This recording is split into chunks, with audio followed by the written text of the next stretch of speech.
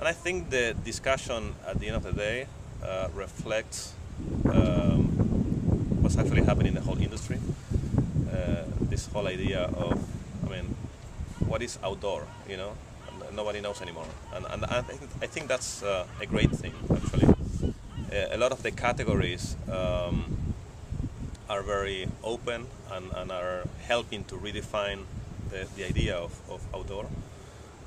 And at the end of the day, the discussion for the Grand Prix was about two ideas. One was more a traditional approach, and the other one that to me should have won was a much forward-thinking idea.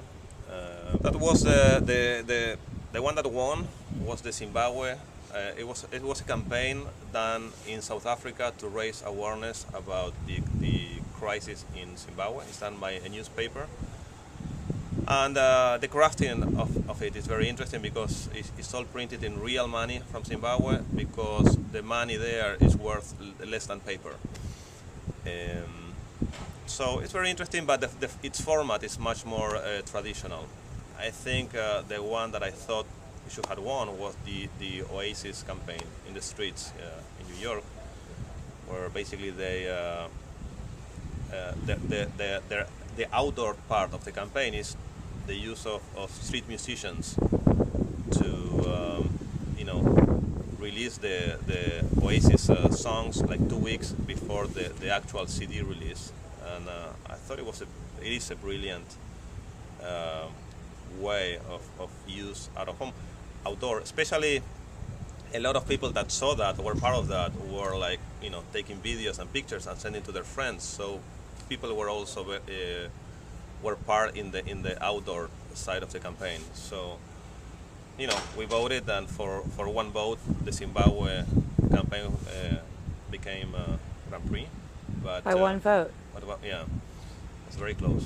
But again, I think it's a reflection of what's happening in the industry, and I think it's actually great because outdoor means a lot of other things now, and it's something that we are seeing in the last years. Like a lot of these campaigns that are also in outdoor are going to be in titanium and in other categories as well, because it's again all the lines are blurred now. So the original shortlist for Grand Prix were 4, and Chimrit was one of them. I think it's a brilliant way to make a traditional format and a traditional medium like billboard advertising interactive. That is really hard, and they celebrated the democratic side of the brand. And basically what they did is they have like the bottle and then a line saying, help us keep this beer like $1, and they were selling the rest of the billboard to everyday people. So you would go online and you would, buy your ad saying whatever, I teach English, and you have your picture, or I sell my car, or stuff like that. And I think to communicate affordable or beer is a great idea, especially when you see the whole campaign together. It's so rich and colorful, and you can tell that people were the fact that people are part of the cause and helping the beer. I thought it was great. And then the fourth contender for the Grand Prix was something done in Japan called Melody Road. And basically they carved the asphalt in like probably 1 mile or half a mile in a road in Japan in a way that if you drive at 40 miles per hour, it makes music. And it's done for, I think it's Dunlop, the tires. Very cool idea, and they have all these signs